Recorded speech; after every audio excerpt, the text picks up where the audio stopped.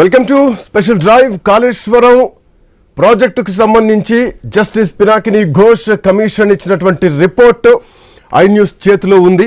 So report సారాంశం ఏమిటి, రిపోర్ట్లో ఏ అంశాలను ప్రధానంగా తేల్చారు అన్నది ఒక్కసారి చెప్పే ప్రయత్నం చేద్దాం. సో అదే కాళేశ్వరం సంబంధించి జస్టిస్ పినాకిని ఘోష్ నేతృత్వంలో వచ్చినటువంటి Kaleshwaram project commission of enquiry నివేదిక ప్రస్తుతానికి నా చేతిలో ఉంది. ఈ కమిషన్ ఈ నివేదిక పూర్తి సారాంశాన్ని ఒక్కసారి అనువదిస్తాను.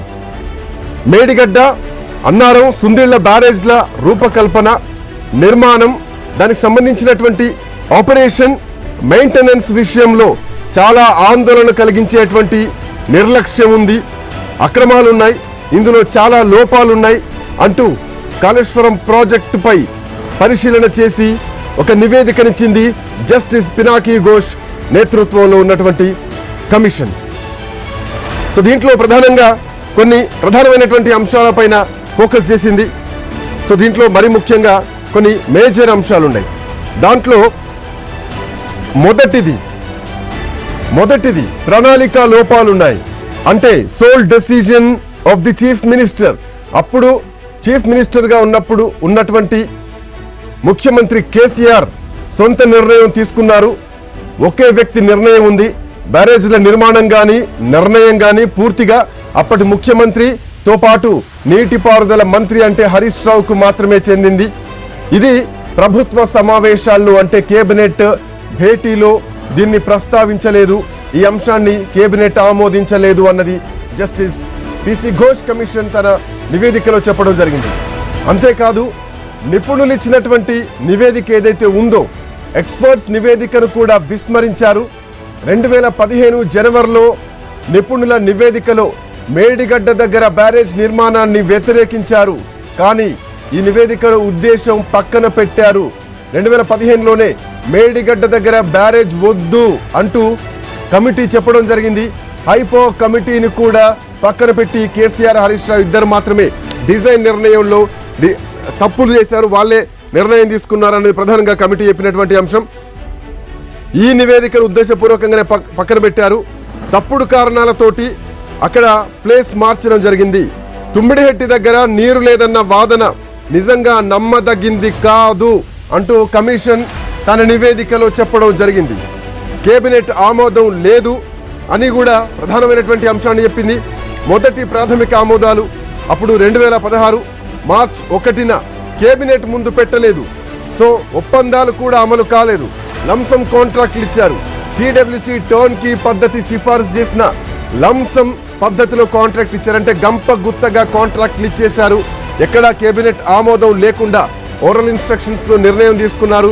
కేసీఆర్, హరీష్ రావు ఈ ఇద్దరినే ప్రధానమైనటువంటి బాధ్యుల్ని చేసింది కమిషన్. నిర్వహణ లోపాలున్నాయి, నాణ్యత లోపాలున్నాయి, కాంట్రాక్టర్లకు అనుకూలంగా వ్యవహరించడం జరిగింది. తప్పుడు కంప్లీషన్ సర్టిఫికేట్స్ అప్పుడు కాంట్రాక్టర్లు ఇచ్చారు. నిర్మాణం పూర్తి కాకముందే కంప్లీషన్ సర్టిఫికేట్లు ఇచ్చారు అంటూ కూడా అప్పటి ముఖ్యమంత్రిని ఉద్దేశించి కమిషన్ చెప్పడం జరిగింది. నిర్వహణ కానీ ఆర్థిక సాంకేతిక వైఫల్యాలకు నేరుగా బాధ్యత వహించాల్సినటువంటి వ్యక్తి అప్పటి ముఖ్యమంత్రిగా ఉన్నటువంటి కేసీఆర్ అంటూ కూడా చెప్పడం జరిగింది. తో పాటు నీటిపారుదల మంత్రి హరీష్ రావు, ఆర్థిక మంత్రి ఈటల రాజేందర్, ఇంకా స్మితా సబర్వాల్, అప్పుడు జోష్ సిఎస్గా ఉన్నటువంటి ఎస్కే జోష్, వీళ్ళు కూడా ఇంజనీర్లు ఈ నిర్ణయాల్లో భాగస్వాములుగా ఉన్నారు. నిబంధనలు మొత్తం కూడా పక్కన పెట్టారు. నష్టానికి కారణం వీళ్ళే అంటూ కూడా చెప్తూ ఆర్థిక ప్రభావాన్ని కూడా చెప్పడం జరిగింది. ముందు ప్రాజెక్టు వ్యయం 38,500 కోట్లుంటే ఆ తర్వాత 71,436 కోట్లకు పెంచి దాన్ని చివరాఖరకు 1,10,248 కోట్ల రూపాయలకు పెంచారు. నష్టపరిహారం ఇది పూర్తిగా ప్రజాసొమ్ము దుర్వినియోగమైంది. ప్రభుత్వ ఖజానా నష్టపోవడానికి కారణం ఈ ప్రాజెక్ట్ అంటూ కూడా కాళేశ్వరం ప్రాజెక్టులో ఉన్న అంశాన్ని ముగింపు మాటగా కూడా తెలంగాణ రాష్ట్రానికి ప్రాణనాడిగా భావించినటువంటి కాళేశ్వరం ప్రాజెక్టు రాజకీయ అహంకారానికి, విధానపరమైనటువంటి లోపానికి, సాంకేతిక వైఫల్యానికి, ఆర్థిక నిర్లక్ష్యం వల్ల ప్రజాధనం వృధా అయిందంటూ కూడా స్టేట్మెంట్ ఇచ్చింది జస్టిస్ ఘోష్ నేతృత్వంలో Kaleshwaram project commission of enquiry ఇచ్చినటువంటి నివేదిక. రైట్, ఇదే అంశం పైన మాట్లాడడానికి మా కరెస్పాండెంట్ స్వామి కూడా మనతో పాటు అందుబాటులో ఉన్నారు. స్వామి, గుడ్ ఆఫ్టర్నూన్. సో 15 నెలల కాలం వెయిట్ చేసిన తర్వాత పీసీ ఘోష్ కమిషన్ ఒక సంచలనమైనటువంటి నివేదిక ఇవ్వడం జరిగింది. దీని తర్వాత పరిణామాలను ఎట్లా చూడాలి, బీఆర్ఎస్ నుంచి ఎట్లాంటి టాక్స్ వినిపిస్తున్నాయి? శ్రీకాంత్, గత బీఆర్ఎస్ 10 ఏళ్ల ప్రభుత్వ హయాంలో కాళేశ్వరం ప్రాజెక్టుని అత్యంత ప్రతిష్టాత్మకంగా తీసుకొని నిర్మించారు. ఇందులో భాగంగా దాదాపుగా 90,000 కోట్ల పైగా ప్రజాధనాన్ని ఇందులో ఖర్చు చేయడం జరిగింది. 60,000 కోట్లు వివిధ బ్యాంకుల నుంచి అప్పులు తీసుకొచ్చి ఈ ప్రాజెక్టు ఖర్చు చేశారు. రాష్ట్ర బడ్జెట్ నుంచి ఒక 30,000 కోట్లు ఖర్చు పెట్టారు. ఈ ప్రాజెక్టులో జరిగినటువంటి అవినీతి అంశం సంబంధించి తెలంగాణలో కాంగ్రెస్ పార్టీ అధికారంలోకి వచ్చిన తర్వాత ఒక జ్యుడిషియల్ కమిషన్ ఏర్పాటు చేయడం జరిగింది. సుప్రీంకోర్టు మాజీ జస్టిస్ పినాకిని ఘోష్ ఆధ్వర్యంలో ఈ కాళేశ్వరం కమిషన్ని ఏర్పాటు చేసి విచారణ పూర్తి చేశారు. దాదాపుగా 15 నెలల పాటు ఈ కమిషన్ అన్ని కోణాల్లో కూడా విచారణ కొనసాగించింది. బీఆర్కే భవన్లో ప్రత్యేక కార్యాలయం ఏర్పాటు చేసి ఓపెన్ కోర్టును ఏర్పాటు చేసి ఇంజనీర్లను, అధికారులను, సివిల్ సర్వెంట్స్ని, నిర్మాణ సంస్థ ప్రతినిధులను రాజకీయ పరంగా గత ప్రభుత్వంలో కీలక బాధ్యతలు చూసినటువంటి గత ముఖ్యమంత్రి కేసీఆర్తో పాటు అప్పుడు ఇరిగేషన్ శాఖ మంత్రిగా పనిచేసినటువంటి హరీష్ రావుని, ఆర్థిక శాఖ మంత్రిగా పనిచేసినటువంటి ఈటెల రాజేందర్ని కూడా పిలిచి ఈ కమిషన్ విచారించింది. విచారించిన అంశాలన్నీ కూడా పూర్తిగా క్రోడీకరించి దాదాపుగా 700 పేజీల నివేదికను రాష్ట్ర ప్రభుత్వానికి అందజేసింది. ఈ రాష్ట్ర ప్రభుత్వానికి నివేదిక అందిన వెంటనే ప్రభుత్వం దీనిపైన ఒక త్రిసభ్య కమిషన్ సబ్ కమిటీని ఏర్పాటు చేసి అందులో ఉన్నటువంటి సారాంశాన్ని ప్రభుత్వానికి అందజేయాలని చెప్పింది. ఈరోజు దాదాపుగా 10-12 పేజీల సారాంశాన్ని రాష్ట్ర ప్రభుత్వానికి ఇటు ఇరిగేషన్ శాఖ సెక్రటరీ, అదేవిధంగా legal secretary, GAD secretary, CS ఆధ్వర్యంలో ఒక రిపోర్ట్ని తీసుకొని ఇరిగేషన్ శాఖ మంత్రి ఉత్తమ్ కుమార్ రెడ్డికి, రాష్ట్ర ముఖ్యమంత్రి రేవంత్ రెడ్డికి అందజేశారు. దీనికి సంబంధించినటువంటి విషయంలో ఇప్పుడు కీలక అంశాలను ఏదైతే జస్టిస్ పినాకిని ఘోష్ ప్రభుత్వానికి రిఫర్ చేశారో, ఏదైతే సూచించారో, ఏ చర్యలకు ఆదేశించారో వాటన్నిటి విషయంలో ఈరోజు మధ్యాహ్నం 2-3 గంటల తర్వాత రాష్ట్ర కేబినెట్ సమావేశం కాబోతుంది. ఈ కేబినెట్ సమావేశంలో ఈ కీలక అంశాలపై ప్రభుత్వం ఎలాంటి చర్యలకు ఉపక్రమిస్తుంది అనేది కూడా ఇప్పుడు అత్యంత ఆసక్తికరంగా అంశంగా మారింది. ఒకవైపు శ్రీకాంత్, గత బీఆర్ఎస్ సర్కార్ హయాంలో ప్రపంచంలోనే అతిపెద్ద ఎత్తిపోతల పథకం తమ్మిడిహట్టు వద్ద నుంచి తెలంగాణకు రావాల్సిన నీరంతా కూడా రావట్లేదు. గత అంబేద్కర్ సుజలా స్రవంతి పేరుతోటి, ప్రాణహిత అంబేద్కర్ సుజలా స్రవంతి పేరుతోటి గత వైఎస్ రాజశేఖర రెడ్డి ముఖ్యమంత్రిగా ఉన్న సమయంలో శంకుస్థాపన జరిగినటువంటి ఈ ప్రాజెక్టు కాస్త అప్పుడున్న పరిస్థితుల్లో 30 నుంచి 40,000 కోట్ల వ్యయంతో ఖర్చు అయ్యేటువంటి ప్రాజెక్టును కేసీఆర్ అధికారంలోకి వచ్చిన తర్వాత ఉత్తర తెలంగాణకి ఇది ఒక వరప్రయాన్ని దాదాపుగా 13 నుంచి 16 జిల్లాలకు సాగునీరు, తాగునీరు అందించేటువంటి ప్రాజెక్టుని రూపకల్పన చేశారు. ఇంజనీరింగ్ రీడిజైన్ చేసి తమ్మిడిహట్టు నుంచి ఇటు మేడిగడ్డ, అన్నారం, సుందిల్లా 3 బ్యారేజీలు కట్టి అక్కడి నుంచి ఒకవైపు అక్కడి నుంచి దీనికి సంబంధించి శ్రీపాద ఎల్లంపల్లి ప్రాజెక్టుకి అక్కడి నుంచి వాటర్ లిఫ్ట్ చేసుకుని అక్కడి నుంచి వరుసగా వివిధ దఫాలో లిఫ్ట్ చేసి మేడిగడ్డ నుంచి ఒకవైపు దీన్ని పూర్తి స్థాయిగా ఇక్కడికి మిడ్మానేర్ నుంచి ఒక జంక్షన్ పాయింట్ పెట్టి తెలంగాణలో దాదాపుగా 30-40 లక్షల ఎకరాలకు సాగునీరు, తాగునీరు అందించడం కోసం దీన్ని రూపకల్పన చేశారు. ఈ ప్రాజెక్టుని గత బీఆర్ఎస్ సర్కారు ఒక ఏటీఎంగా మార్చుకొని పెద్ద ఎత్తున నిబంధనలకు తూట్లు పొడిచి అవినీతికి పరాకాష్ఠగా మార్చుకుందని చెప్పేసి కాంగ్రెస్ పార్టీ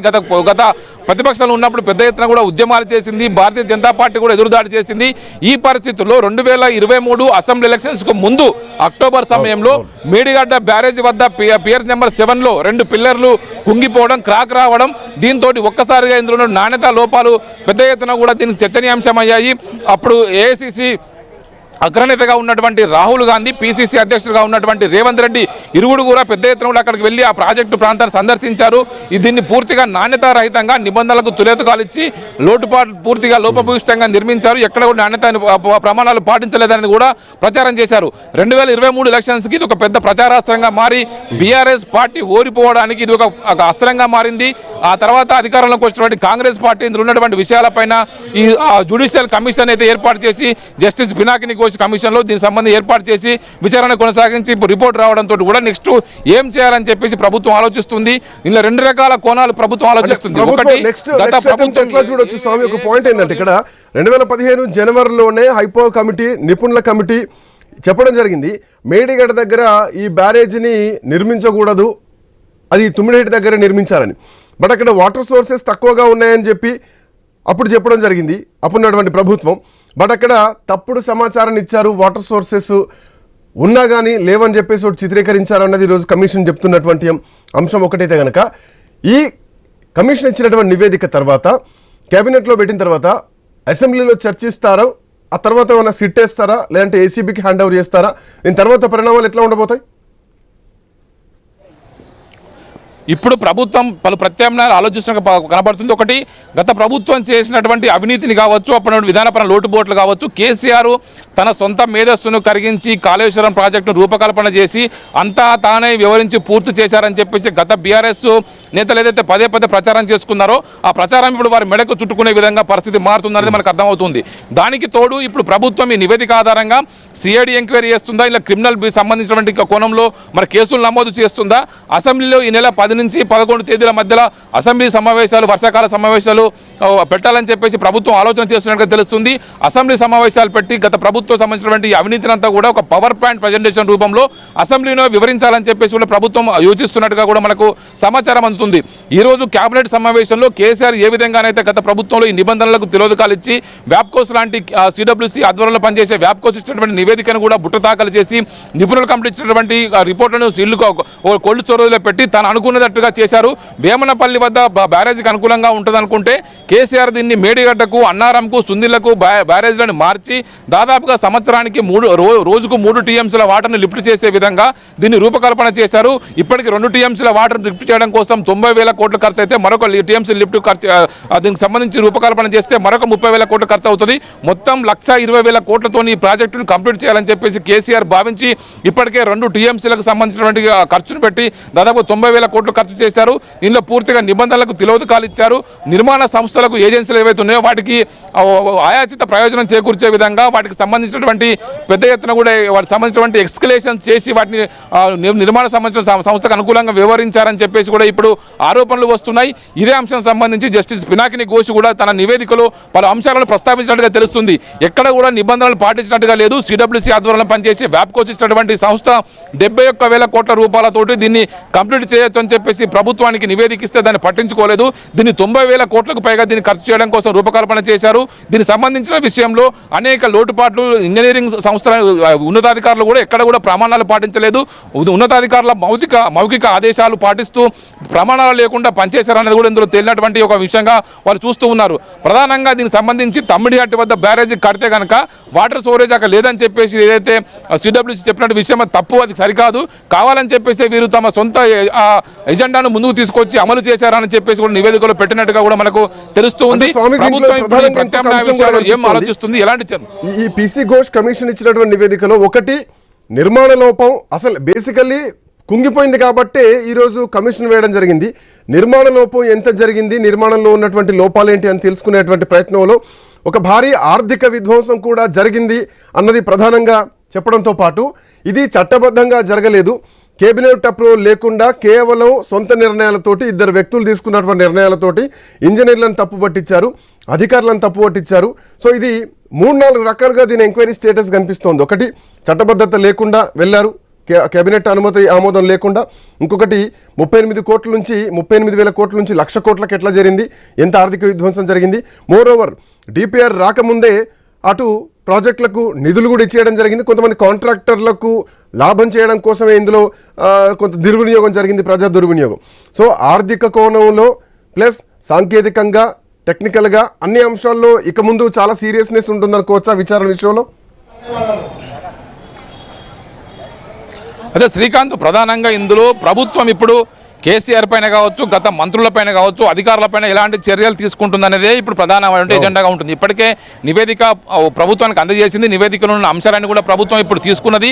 నివేదిక ఆధారంగా ప్రభుత్వం ఏం చర్యలు తీసుకుంటుంది అనేది కూడా ఇప్పుడు ముందున్నటువంటి ప్రధానమైనటువంటి చర్చనీయాంశం. ఈరోజు కేబినెట్ సమావేశంలో ముఖ్యమంత్రి తన కేబినెట్ సహచరులతోటి ఏ విషయం సంబంధించి ముందుకెళ్లాలని చెప్పేసి ఆలోచన చేస్తున్నారు. ఇరిగేషన్ శాఖ మంత్రి ఇటు ఉత్తమ్ కుమార్ రెడ్డి కావచ్చు, డిప్యూటీ సీఎం బట్టి విక్రమార్క కావచ్చు, సీనియర్ మంత్రులు కావచ్చు, వాళ్ళందరూ కూడా ఈరోజు ఈ సమావేశంలో ప్రభుత్వం దీని మీద సిఐడి ఎంక్వైరీ వేస్తుందా, లేకపోతే క్రిమినల్ చర్యల కోసం ప్రభుత్వం ఆదేశిస్తుందా, లేకపోతే అసెంబ్లీ సమావేశాల్లో పెట్టి చర్చించిన తర్వాతనే మిగతా ప్రతిపక్షాలన్నింటితో కలిసి మాట్లాడిన తర్వాతనే వారి అభిప్రాయాలను సేకరించిన తర్వాతనే ముందుకు పోతుందా అనేది కూడా ఇప్పుడు మనం చూడాల్సి ఉన్నది. కానీ ప్రభుత్వం ఇప్పుడున్న పరిస్థితుల్లో వారి మీద చర్యలు తీసుకోవడం కంటే ముందుగా కేసీఆర్ చేసినటువంటి ఈ చర్యలపైనే ప్రధానంగా బ్లేమ్ గేమ్ మీదనే దృష్టి పెట్టే అవకాశం కనబడుతుంది. వారి మీద చర్యల కంటే కూడా జనంలో దీన్ని ఎక్స్పోజ్ చేయడమే పనిచేసే స్పష్టంగా కనబడుతూ ఉంది. గతంలో దాదాపుగా కేసీఆర్ మొత్తం అంతా తానే వ్యవహరించారు. ఈ ఏదైతే నిర్మాణ సంస్థలకు ఏదైతే ఉందో వాటికి సంబంధించిన అంచనాలను పెంచారు, ఆ ఏజెన్సీలకు ఆయోచిత లబ్ధి చేకూర్చారనేది కూడా ఇప్పుడు కమిషన్ రిపోర్ట్లో పేర్కొన్న కారణంగా ఈ విషయాల్లో కూడా ఏమైనా చర్యలు తీసుకుంటుందా, లేకపోతే ఎక్కడైతే నిబంధనలు తుంగలో తొక్కి వ్యాప్కోస్ కావచ్చు సిడబ్ల్యూసీ రిపోర్ట్ ఇచ్చినటువంటి ఏదైతే రిపోర్ట్ల ఆధారంగా ముందుకెందుకు వెళ్ళలేకపోయారు. గతంలో ప్రాణహిత సుజలా స్రవంతి అంబేద్కర్ ప్రాణహిత సుజలా స్రవంతి ప్రాజెక్టును వైఎస్ రాజశేఖర్ తలపెట్టినప్పుడు 30,000 కోట్ల నుంచి 40,000 కోట్లకు అంచనాలు పెంచుకున్నారు. ఆ తర్వాత ప్రభుత్వాలు మారిన కారణంగా ప్రత్యేక రాష్ట్ర ఉద్యమం కారణంగా అది ముందుకు సాగలేదు. ఇది ప్రధానంగా తమ్మిడిహట్టు వద్ద బ్యారేజ్ తలపెట్టడంతో కూడా మహారాష్ట్రలో ముంపు ఎక్కువగా ఉంటుంది. ఇక్కడ నుంచి కేవలం 150 టీఎంసీల వాటర్ మాత్రమే అందుబాటులో ఉంటుంది. ఇది ఒకవైపు back side Chaprala wild life sanctuary ఉంది. దాని నుంచి అక్కడ బ్యారేజ్ నిర్మించాలంటే దాని పర్మిషన్ సుప్రీంకోర్టు వెళ్లాల్సి ఉంటుంది. సుప్రీంకోర్టుకు వెళ్తే మరో 10 సంవత్సరాల కాలం పట్టే అవకాశం ఉంది. అందుకోసం ప్రత్యామ్నాయంగా మేము మేడిగడ్డ అన్నారం బ్యారేజీ సుందిల బ్యారేజీల ప్రతిపాదనను తెరపై తీసుకొచ్చామని చెప్పేసి బీఆర్ఎస్ చెప్తుంది.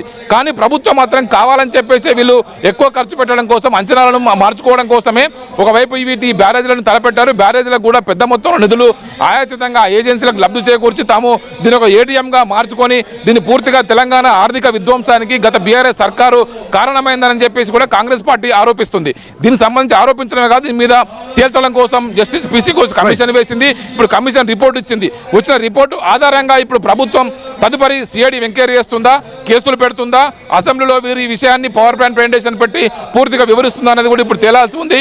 ఈ రోజు కేబినెట్ సమావేశంలో ఇదే ప్రధాన ఎజెండాగా చర్చకైతే రాబోతుంది. కేసీఆర్ చుట్టే ఇప్పుడు పరిస్థితి అంతా కూడా ఇప్పుడు కాంగ్రెస్ పార్టీ ప్రభుత్వము కేసీఆర్ చుట్టే నివేదిక ఆధారంగా కేసీఆర్ పైనే ఫోకస్ చేసి ఇప్పుడు చర్యలకు తీసుకునే అవకాశం కనపడుతుంది. ఇటు ఆర్థిక క్రమశిక్షణ విషయంలో అప్పుడు ఆర్థిక శాఖ మంత్రిగా పనిచేసిన ఈటెల రాజేందర్ ఒకవైపు 60,000 కోట్లు బ్యాంకుల నుంచి రుణాలు సేకరించారు. ప్రత్యేక కాళేశ్వరం కార్పొరేషన్ ఏర్పాటు చేసి రుణాలను సేకరించారు. రాష్ట్ర బడ్జెట్ నుంచి 30,000 కోట్లు ఖర్చు పెట్టారు. మొత్తం 60,000 కోట్ల రుణాలు తీసుకొచ్చారు. 30,000 కోట్లు రాష్ట్ర బడ్జెట్ నుంచి ఖర్చు పెట్టి మొత్తం 90,000 కోట్ల పైగా ఈ ప్రాజెక్టు ఖర్చు చేశారు. ఇందులో పెద్ద ఎత్తున కూడా అవినీతి జరిగిందనేది కూడా కాంగ్రెస్ చేస్తున్నటువంటి ఆరోపణ. ఇప్పుడు ఈటెల రాజేందర్ ఒకవైపు బీఆర్ఎస్ సర్కార్ నుంచి రాజీనామా గతంలో బర్తరఫ్ అయ్యి బయటకు వెళ్ళి బీజేపీలో చేరారు. బీజేపీ నుంచి ఒకవైపు హుజురాబాద్ నుంచి ఎమ్మెల్యే అయ్యారు. ఆ తర్వాత ఇప్పుడు మల్కాజ్గిరి నుంచి ఎంపీగా ప్రాతినిధ్యం వహిస్తూ ఉన్నారు. ఇలాంటి పరిస్థితుల్లో ఇప్పుడు బీజేపీని బీఆర్ఎస్ను టార్గెట్ చేయడం కోసమే కాంగ్రెస్ పార్టీ మరింత రాజకీయ ఎత్తుగడలు వేసే అవకాశం కనబడుతుంది. అప్పుడు ఇరిగేషన్ శాఖ మంత్రిగా పనిచేసినటువంటి హరీష్ రావు విషయంలో ఒకవైపు ఆయన చెప్తున్నటువంటి విషయాల్ని పదే పదే కాంగ్రెస్ పైన ఎదురుదాడి చేస్తున్నారు. కాబట్టి ఆయన విషయంలో ప్రభుత్వం ఏం చేస్తుంది, ఆయన మౌఖిక ఆదేశాలతోటి నిర్మాణ సంస్థలన్నీ కూడా నిబంధనలకు తెలియగాలు ఇచ్చి పనిచేసే అని చెప్పేసి నివేదికలో పెట్టారు. ఇవన్నిటి విషయంలో ప్రభుత్వం ఇప్పుడు ఎలా ముందుకు సాగుతుంది అన్నది కూడా చర్చనీయాంశంగా మారింది. Srikanth, thank you Swamy, thanks for joining. మరిన్ని అప్డేట్స్ కోసం మీ దగ్గర మళ్ళీ వస్తాం. మనతో పాటు వెంకట్ గారు, కాంగ్రెస్ పార్టీ నాయకులు, at same time Lakshminarayana garu, retired engineer, తో పాటు ఉప్ప లక్ష్మణ్ గారు, ప్రముఖ విశ్లేషకులు మనతో పాటు జాయిన్ అయ్యారు. ముందుగా లక్ష్మీనారాయణ గారు నమస్తే, గుడ్ ఆఫ్టర్నూన్. గుడ్ ఆఫ్టర్నూన్ మీకు, ప్రేక్షకులకు, ప్యానల్ ఉన్న అందరికీ గుడ్ ఆఫ్టర్నూన్. ప్రాజెక్ట్ నిర్మాణంలో లోపాలున్నాయి, సో ఇది నిర్మాణం సరిగా జరగలేదు అన్నది ప్రధానంగా కమిషన్ ఇచ్చినటువంటి రిపోర్ట్. నిర్వహణ లోపాలున్నాయి, పూర్తిగా నిర్వహణ లేదు. సో బ్యారేజ్లకు ఎప్పుడు కూడా సరైన నిర్వహణ ఉండాలి, తనిఖీలు ఉండాలి, అవన్నీ ఎక్కడా చేయలేదు. నీటి నిలుపుదల కూడా చాలా తప్పు. బ్యారేజ్లో నిల్వలు ఎక్కువగా ఉండటం వల్ల ఇది ప్రమాద స్థితిలో ఉన్నాయంటూ కూడా తేల్చడం జరిగింది. సో యాజ్ అన్ ఇంజనీర్గా మీరు ఏం చెప్తారు ఈ కమిషన్ రిపోర్ట్ని? సరే, ఇప్పుడు కాళేశ్వరము పేరు మీద వేసిన కమిషను కేవలం ఒక రిస్ట్రిక్టెడ్ ఏరియాకే పరిమితం చేసింది. ఓన్లీ మేడిగడ్డ, అన్నారం, సుందిల్ల.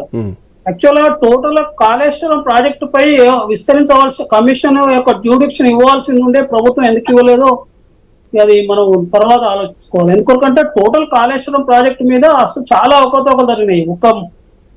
ఎల్లంపల్లి వరకే మేడిగడ్డ, అన్నారం, సుందిల్ల అంతవరకే పర్మిషన్ టర్మ్స్ ఆఫ్ అక్కడ ఇవ్వడం జరిగింది. కానీ total project Mallanna sir, Kondapochamma sir వరకు చాలా అక్రమాలు జరిగినాయి. అవిటిని వెలికి తీయాల్సిన అవసరం ఉన్నాయి. ఎందుకంటే ఇక్కడ ఏ విధంగా జరిగిందో అంతకంటే ఎక్కువ ఇక్కడ కూడా జరిగినాయి పైన. అంటే మల్లన్న సార్, కొండపోచమ్మ సారు, ఇక లోర్ మానేరు ఈ పైన, అంటే ఎల్లంపల్లి తర్వాత. ఇక్కడ మనం గమనించవలసిన పరిస్థితి ఏంటంటే ఈ మేడిగడ్డ, అన్నారం, సుందిల్ల అనేది సైడ్ షిఫ్టింగ్ అనేది కేసీఆర్ స్వయంగా ఆయన ఇన్వాల్వ్ అయ్యి తుమ్మిడిగడ్డ నుంచి మేడిగడ్డకు షిఫ్ట్ చేయడం జరిగింది. ఆయన వ్యక్తిగత ఆదేశాలు ఉన్నాయి కేసీఆర్. వాస్తవానికి అక్కడ సైట్ ఫీజిబిలిటీ లేదని నేను ఇదివరకు ఎన్నోసార్లు చెప్పిన. అనంతరామ కమిషన్ అనేది జీవో 28 జీవో 28 ద్వారా అనంతరాములు కమిషన్ ఆయన అనంతరాములు చనిపోయిండు.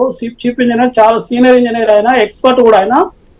ఆయన ఏం రిపోర్ట్ ఇచ్చిందంటే ఇది మేడిగడ్డకు షిఫ్ట్ చేయడము ప్రొహిబిటివ్ కాస్ట్ అవుతుంది, చాలా కాస్ట్ అవుతుంది, షిఫ్ట్ చేయడం రికమెండ్ చేసిండు తుమ్మిడేటి నుంచి మేడిగడ్డకు. ఒకవేళ కాకుంటే వేమనపల్లి అనేది ఉంటది, అంటే ఈ తుమ్మిడేటి అంటే ఈ వేమనపల్లి సైట్ ఉంటది. వేమనపల్లి సైట్ అంటే దీని పైన అంటే ఈ మన ప్రాణహిత చేవెళ్ళ ఈ ప్రాణహిత నది కలిసిన గోదావరి కలిసిన పైన భాగంలో వేమనపల్లి ఉంటది. అంటే ఇప్పుడు ఇదేమో ప్రాణహిత నది గోదావరి కలిసిన ఒక 20 కిలోమీటర్ డౌన్ లా మా ఏది ఇది ఉంది, ఏది ఇప్పుడు మన ఈ మేడిగడ్డ ఉంది. కానీ ఆయన రికమెండ్ చేసింది ఏంటంటే కనీసం వేములపల్లి దగ్గర సైట్ సెలెక్ట్ చేయండి, చేసి డైరెక్ట్ ఎల్లంపల్లికి తీసుకురాండి. ఈ విధంగా 3 అంచెలలో లిఫ్ట్లు అంటే మేడిగడ్డ, అన్నారం, సుందిల ఒకే నదిలో 3 అంచెలలో లిఫ్ట్ చేయడం అనేది ప్రపంచంలో ఎక్కడ లేదు. ఒకే నదిలో అదే నదిలో కింద నుంచి పైకి లిఫ్ట్ చేయడం అనేది ప్రపంచంలో ఎక్కడ లేదు. అది ఆల్మోస్ట్ ఆల్ ఒక తుగ్లక్ రీడిజైన్ గానే మారిపోయింది. ఎందుకంటే ఒకే నదిలో లిఫ్ట్ చేయడం వల్ల ఏం జరిగిందంటే అక్కడ 2019లో స్టార్ట్ అయిన తర్వాత మేడిగడ్డ పంపులు స్టార్ట్ అయిన తర్వాత 2022 వరకు పంపులు కన్నిపల్లి పంపులు డ్యామేజ్ అయినాయి. 23లో ఇక తెలిసిన సంగతే మేడిగడ్డ డ్యామేజ్ అయింది. అంతవరకు లిఫ్ట్ చేసింది ఎంత ఉంది, కేవలం సంవత్సరాలు 40 టీఎంసీలు మించి లిఫ్ట్ చేయలేకపోయిన వాళ్ళు. కానీ 195 టీఎంసీ లిఫ్ట్ చేయాలి మేడిగడ్డ కాడ.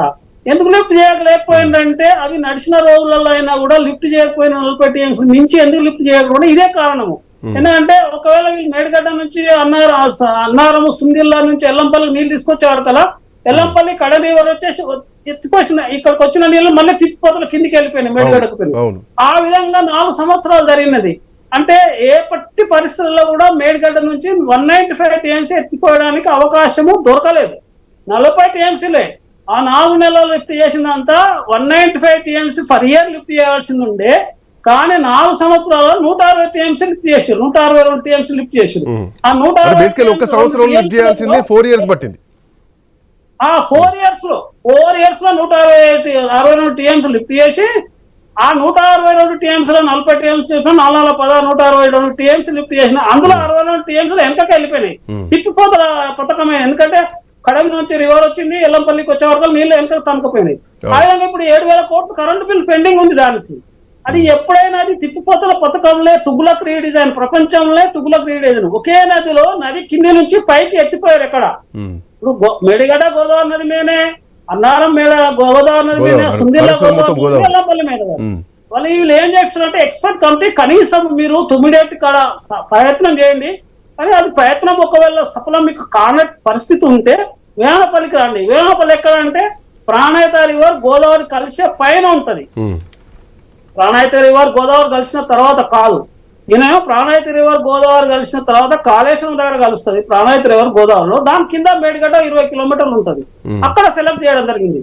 చేయడం వల్ల ఏమైందంటే ఇప్పుడు తల మీద నీళ్లను కాళ్ళ కిందకి తీసుకొచ్చేసి కాళ్ళ కింద నీళ్ళు మళ్ళీ తల మీద తీసుకొచ్చినట్టే అయింది. ఎందుకంటే ఆడ ఎందుకంటే 9 లెవెల్, ఎల్లంపల్లి లెవెల్ ఒకే లెవెల్ ఉంటాయి, 148 లెవెల్. వీళ్ళనేమో 100 మీటర్స్ ఉంటది ఏది మేడిగడ్డ. సో మళ్ళా 148 to 148 9కి నీవు తరలించవలసింది పోయి 148 నుంచి మళ్ళీ 100 మీటర్స్ కిందికి పోయి మళ్ళీ 148కి రావడం అంటే అక్కడ ఒక తుగ్లక్ రీడిజైన్ ఆల్మోస్ట్ ఆల్. ఒకే నదిలో చేయడం ఒకటి, కింద నుంచి పైకి చేయడం ఒకటి. ఎల్లంపల్లి మేడిగడ్డ నుంచి ఎల్లంపల్లి నీళ్లు తీసుకురావడానికి 1 టీఎంసీకి 6 కోట్లు అవుతున్నది, 5,70,00,000 అవుతుంది ఇక్కడ తీసుకురావడానికి ఎల్లంపల్లి. ఇది ఎంత అన్ఎకనామికల్. ఎందుకంటే రికరింగ్ ఎక్స్పెండిచర్ నువ్వు ఫుల్ ఒక 195 టీఎంసీ లిఫ్ట్ చేసినా మేడిగడ్డ నుంచి సంవత్సరానికి 1,300 కోట్లు, 1000 నుంచి 1,100 కోట్లు కరెంట్ ఛార్జెస్ అవుతాయి. అట్లా అన్ఎకనామికల్ ఇయర్లీ అదొక అన్ఎకనామికల్. అది ఈ 3 బ్యారేజ్ల మీద ఎంత 30,000 ఖర్చు పెట్టిండు, కలిసి 30,000 ఖర్చు పెట్టిండు 3 బ్యారేజ్ల మీద. కాబట్టి ఇదంతా వృధా ఎక్స్పెండిచర్ అయింది. ఖచ్చితంగా అదే కమిషన్ కూడా ఈ అబ్జర్వేషన్స్ చేయడం జరిగింది. ఇంకో చాలా అంశాలు ఏమి ఇచ్చినట్టే కమిషన్ అనంతరాములు కమిషన్ ఇచ్చిన రిపోర్ట్ వేమనపల్లి కాడ వాళ్ళు ఏమన్నా దాన్ని వాళ్ళు లెక్కలోకి తీసుకోలేదు. ఆ విధంగా ఇప్పుడు ఇది ఐపవర్ కమిటీ అనే వేసారు. ఐపవర్ కమిటీ రిపోర్ట్ ఇవ్వకముందే వీళ్ళు టెండర్ జూలైలో 2016 జూలైలో టెండర్స్ ఇచ్చేసారు. ఐపవర్ కమిటీ రిపోర్ట్ ఎప్పుడు వచ్చింది, అక్టోబర్లో వచ్చింది 2016లో. అంటే ఈయన 2 మే నాడు ఆడ ముహూర్తం పెట్టి వచ్చింది కేసీఆర్. ఏది మేడిగడ్డ కాళేశ్వరరావు సెకండ్ మే నాడు ముహూర్తం పెట్టిండు, శంకుస్థాపన చేసిండు. ఈ విధంగా అనేక ల్యాబ్స్ ఉన్నాయి ఇక్కడ. ఎందుకంటే ఈయన అడావుడి, ఎందుకంటే ఈ బ్యారేజ్లు డిజైన్ ఎందుకంటే ఒక శాండ్ మీద టేకప్ చేసినప్పుడు అనేక ప్రొటెక్షన్ మెజర్స్ తీసుకోవాల్సి వస్తుంది. ఎందుకంటే సర్వర్ కాటన్ బ్యారేజ్ ఉంది కదా, మరి వాళ్ళు అనేక ప్రొటెక్షన్ తీసుకుంటే ఆ బ్యారేజ్ ఇప్పుడు నిలబడుతుందా? 150 ఏళ్ల కింద అది నిర్మాణం చేసిన సర్వర్ కాటన్ బ్యారేజ్ 19 తర్వాత అంటే రీమోడలింగ్ చేసిన 1975 లో తెలంగాణ ఆంధ్రప్రదేశ్ ఏర్పడిన తర్వాత అది 1855 లో complete server cotton barrage Godavari నది మీద ఇసుక నేలపై నిర్మాణం చేసిండ్రు. ఇసుక నేలపై నిర్మాణం చేస్తున్నప్పుడు జాగ్రత్తగా అనేక ప్రొటెక్షన్లతో నిర్మాణం చేయాలి. అనేక టెస్టులు ఉంటాయి, ఇంజనీరింగ్ టెస్టులు. ఆ ఇంజనీరింగ్ టెస్టులు కంప్లీట్ చేసిన తర్వాత చేయాలి. కానీ ఇలా హడావుడి సెకండ్ మే 2016లో ప్రారంభిస్తాడు. తర్వాత 21 జూన్ 2019లో ఇనాగరేషన్ పెడతాడు. అంటే 3 నెలల్లో హడావుడిగా చేయడం వల్ల ఒకసారి డిసెంబర్ 27 నాడు అంటే ఇక్కడ ఇంకొకటి బ్యారేజ్లు వేరు, డ్యామ్లు వేరు. సో ఇక్కడ ఎక్కువగా నీటి నిల్వ చేసినటువంటి సందర్భాలు కూడా ఉన్నాయి. సో తక్కువ ఎత్తుతూ ఉండేటువంటి ఒక డైవర్షన్ స్ట్రక్చర్స్కి ఇది విరుద్ధంగా ఉంది వీళ్ళు తీసుకున్నటువంటి నిర్ణయాలు కూడా. బ్యారేజ్లలో ఎక్కువగా నీళ్లు ఉండడం వల్ల కూడా ఇది తీవ్రమైనటువంటి సమస్యలు ఏర్పడడానికి కూడా కారణమైందంటూ కూడా ఈరోజు నివేదిక చెప్పినటువంటి ఇంకొక అంశం. మోరోవర్ ఏంటంటే ఒక పీరియడికల్లా జరగాల్సినటువంటి ఇన్వెస్టిగేషన్స్ కానీ లేదంటే మెయింటెనెన్స్లు కానీ జరగలేదు అన్నది ప్రధానంగా ఈ కమిషన్ ఇంకొక అంశాన్ని ప్రస్తావించడం జరిగింది. సార్, ఆర్థిక విధ్వంసం ఏంది ఆ అంశం అట్లా ఉంచితే కనుక టెక్నికల్ గా ఫెయిల్యూర్ జరిగిందా?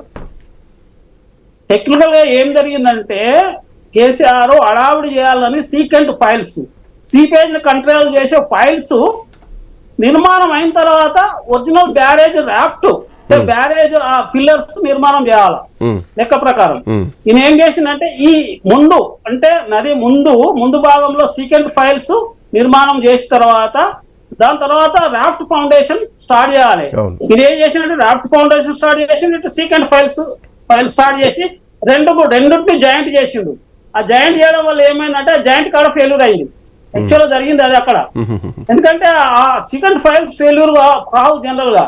ఏంటంటే ఆ స్లాబ్ ఫౌండేషన్ కు సీకెంట్ ఫైల్ కు జాయింట్ తర్వాత జాయింట్ చేసిరు కాబట్టి స్లాబ్ లో జాయింట్ చేసిరు. టాప్ లో జాయింట్ చేస్తే అవి సింక్ అయినాయి వాటర్ లో. ఎందుకంటే అంటే దాని పైప్ యాక్షన్ అంటారు, దాని ఇంజనీరింగ్ లాంగ్వేజ్ లో కింద పైప్ యాక్షన్ అయ్యి అంటే ఈ శాండ్ క్రమంగా ఏమైందంటే అది పైప్ యాక్షన్ జరుపుకుంటూ వచ్చేసి అక్టోబర్ 21 అక్టోబర్ 2003లో అది ఎక్కువగా సింక్ అయిపోయింది 7వ బ్లాక్. టోటల్ గా అది మెయింటెనెన్స్ రాంగ్, కన్స్ట్రక్షన్ అడావుడ్ కన్స్ట్రక్షన్. ఒకటే రోడ్డు 27,300 క్యూబిక్ మీటర్ల కాంక్రీట్ గుమ్మరిచ్చిన రికార్డు కావాలండి. అంత ఎవడు గుమ్మరియమన్నాడు, అంత అడావుడు ఎవడు చేయమన్నాడు కేసీఆర్? అది రికార్డు ఉంది, ఆన్ రికార్డు ఉంది, డాటా నేను చెప్తుంది. అన్ని వేల క్యూబిక్ మీటర్లు ఒక్క రోజులో ఎవడు చేయమన్నాడు? ఆయనకు తగ్గట్టే ఇంజనీర్లు, ఆయననే ఇంజనీరు, ఆయననే చీఫ్ మినిస్టర్, ఆయనకు ఎదురు చెప్పే వాళ్ళు ఎవరు లేరు. అంత అడావుడి పని. అడావుడి కారణంగా అంటే ఇది ఇక్కడ డిజైన్ అనేది బ్యారేజ్ అంటే డ్యాము. బ్యారేజ్ అంటే ఎప్పుడైనా స్టోరేజ్ హైట్ తక్కువ, స్టోరేజ్ లెవెల్ తక్కువ ఉంటది బ్యారేజ్ అంటే మినిమం ఉంటది. అంటే కొన్ని చోట్ల ఇప్పుడు సరాతర్ కాటన్ బ్యారేజ్ ఉంది, అక్కడ ఇరుగడ్ల లెవెల్ దాదాపు 2 మీటర్ల కంటే ఎత్తుంటాయి. ఒక్క నిమిషం లక్ష్మణ్ గారు కూడా మనతో పాటు జాయిన్ అయ్యారు. లక్ష్మణ్ గారు, అనవసరమైనటువంటి ఖర్చు ప్లస్ ఎక్కడా కూడా స్టడీ చేయలేదు, బ్యాక్ వాటర్ స్టడీ చేయలేదు, టైల్ వాటర్ రేటింగ్ సంబంధించినటువంటి కర్వ్స్ కానీ జీడీ కర్వ్స్ కానీ అండ్ గ్రౌండ్ లెవెల్ ఎంక్వైరీస్ కానీ ఇవేమీ చేయలేదు ఈ మేడిగడ్డ, అన్నారం, సుందిళ్లలో అన్నది కమిషన్ చెప్పినటువంటి నివేదికలో ఉన్నటువంటి ప్రధానమైనటువంటి అంశం. సో ఇట్లాంటి చెకింగ్స్ లేకుండా తొందరపడి నిర్ణయాలు తీసుకోవడంతో పాటు 30,000 కోట్ల నుంచి 38,500 కోట్ల నుంచి 71,436 కోట్లకు పెరిగి అక్కడ ఆగలేదు, అది కాస్త 1,00,000 కోట్లకు చేరింది, 1,10,000 కోట్ల రూపాయలకు చేరింది. సో ఒక భారీ ఆర్థిక విధ్వంసం జరిగింది, తో పాటు టెక్నికల్గా అండ్ ఫినాన్షియల్గా 2 రకాలుగా భారీ నష్టం జరిగింది అన్నది కమిషన్ చెప్పినటువంటి అంశం. సో దీన్ని ఎట్లా చూస్తున్నారు? ఏదైతే లక్ష్మీనారాయణ గారు ఇందాక వివరించారో చాలా చక్కగా కరెక్ట్ అంశాలు ఆయన వివరించారు. ఏది కూడా అనవసర అంశం ఒకటి కూడా ఆయన ప్రస్తావన చేయలేదు. ఇక్కడ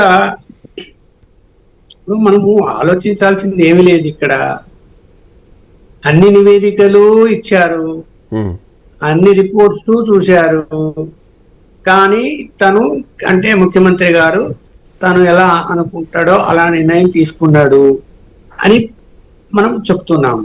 రాజకీయ పార్టీలు కూడా చెప్తున్నాయి. ఎందుకు ఆ నిర్ణయం తీసుకున్నాడు? కారణం ఏమిటి? ఒకే ఒక కారణం. ఇందులో ఇంజనీర్లు చెప్పినా, ఇన్వెస్టిగేషన్ రిపోర్ట్లు వచ్చినా, అయ్యా ఇది చేయకూడదన్నా, ఇవన్నీ కూడా పక్కకు తోసేసి కాంట్రాక్టర్లు ఏదైతే డిసైడ్ చేశారో దాన్ని ఫాలో అయ్యారు. ఇక్కడ ఇంజనీర్లు డిసైడ్ చేయలేదు, కేసీఆర్ డిసైడ్ చేయలేదు. కాంట్రాక్టర్లు నిర్ణయించి ఈ పని చేద్దాము అని చెబితే దానికి తల ఊపారు. ఎందుకు తల ఊపారు? మామూలుగా అయితే నేను 45 సంవత్సరాలుగా జర్నలిస్ట్ గా ఉన్నా, కాంట్రాక్ట్ పనుల్లో ఖచ్చితంగా పర్సెంటేజ్లు అధికారులకు ఉంటాయి, రాజకీయ నాయకులకు ఉంటాయి. ఏదో 1%, 2%, 3%, 5% సరే కాలమాన ప్రకారం పెరుగుతూ వచ్చింది.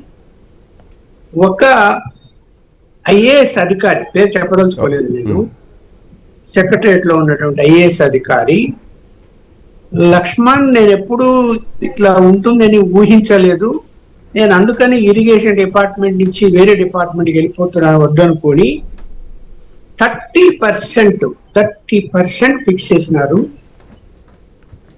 30% అది కూడా టెండర్ యాక్సెప్ట్ అవుతూనే పేమెంట్ చేయాలట. 30% పేమెంట్ చేస్తేనే ఆయనకు వర్క్ ఆర్డర్ ఇస్తారు టెండర్ ఆమోదించిన తర్వాత. ఇది ఎంత ఘోరము! పనులు జరుగుతూ ఉన్నప్పుడు బిల్లులు వచ్చేదాన్ని బట్టి ఇవాళ 50 కోట్ల బిల్లు వచ్చింది, నీకు 2% ఇవ్వాలంటే అందులోంచి తీసి ఇచ్చేవాళ్ళు. ఇప్పుడు అలా కాదు, సిస్టమే మారిపోయి ముందుగానే పేమెంట్, తర్వాత నువ్వు మళ్ళీ ఇంకేం చెప్పారట, మీరు ప్రతిపక్ష నాయకులు వచ్చి అక్కడ ఏమైనా పనులు జరిగేటప్పుడు గొడవ చేసినా, మీడియా పర్సన్స్ వచ్చి గొడవ చేసినా, లోకల్ లీడర్లు ఎవరిని వచ్చి గొడవ చేసినా వాళ్ళందరికీ డబ్బులు ఇచ్చుకొని మీరే మేనేజ్ చేసుకోవాలని చెప్పారు. ఇక్కడ కాంట్రాక్టర్లు ఏంటి, వాళ్ళకి 30%, మళ్ళీ వీళ్ళందరికీ 10% అన్న పోతే 40% పోతే అతనికి ఒక 10%, 20% ఉండాలి అంటే ఎంత పర్సెంటేజ్ వర్క్ జరిగినట్టు? ఎక్కడ 50కి మించి జరగలేదు అంటే నాసిరకం పనులా కాదా? వాడు ఎలా చేయగలుగుతాడు 50%కు? అందువల్ల ఏమైపోయింది, ఎస్టిమేట్ రేట్లు ఏదో కారణాలు చెప్పేసి ఆలస్యమైందని చెప్పేసి, మీరు చెప్పారు కదా 70,000 కోట్ల నుంచి ఒకటేసారి 1,00,000 కోట్లకు పెంచేశారు నిర్మాణ పనులు. ఇవన్నీ కూడా కాంట్రాక్టర్లు ఎవరైతే ఉన్నారో వాళ్ళతో కుమ్మక్కయ్యి వాళ్ళ స్వార్థం కోసము వీళ్ళ స్వార్థం కోసము ఈ నిర్మాణాలు జరిగాయి. అయితే నిర్మాణాలకు అన్నిటికీ వ్యతిరేకం కాదు. ఎందుకు అంటే తెలంగాణలో మారుమూల ప్రాంతాలు, ఎప్పుడు చెరువుల్లో నీళ్లు రాని యొక్క గ్రామాలు, తర్వాత నీళ్లే చూడని పరిస్థితి, బీడిపోయిన భూములకు కూడా నీళ్ళు వచ్చాయి, చెరువులకు నీళ్ళు వచ్చాయి. నేను ఒక 2 విలేజ్కి వెళ్ళాను, వాళ్ళ సంతోషం అసలు ఊహించలేదు. అరే మేము ఇన్ని సంవత్సరాలుగా మా ఊరు దగ్గర నుండి చెరువు నీళ్ళు వస్తాయని ఊహించలేదు, వచ్చాయి, మా పంటలు ఏదో పండుతాయి, అంత సంతోషపడ్డారు తెలంగాణ వాళ్ళు కాళేశ్వరం ప్రాజెక్టు మీద. కాకపోతే అవినీతి జరిగినా కూడా అక్కడ రైతులకు మేలు జరుగుతుందో లేదా అనేది ఇంపార్టెంట్. ఇక్కడ నేను అవినీతి మనమేం ఆపలేము, మీరు నేను ఆపలేము, లక్ష్మణ గారు ఆపలేరు, ఇంకొకరు ఎవరు ఆపలేరు. అది ఏ ప్రభుత్వం అయినా. ఇప్పుడు ఈ ప్రభుత్వం వచ్చింది, నీతి నిజాయితీగా పనిచేస్తుందా మరి చూద్దాం. ఇప్పుడు ఆ కాంట్రాక్టర్లే కదా మళ్ళీ ఇప్పుడు ఈ ప్రభుత్వంలో కూడా పనులు చేస్తున్నారు, అదే కాంట్రాక్టర్లు కదా. అదే కాంట్రాక్టర్లు వెళ్ళి సీఎం గారి రేవంత్ రెడ్డి గారు ముఖ్యమంత్రి అయిన వెంటనే ఒక వారం రోజులకే అదే కాంట్రాక్టర్ అపాయింట్మెంట్ ఎలా ఇచ్చాడు రేవంత్ రెడ్డి గారు, వాళ్ళ ఇంట్లో వెళ్ళి కలిశాడు కదా.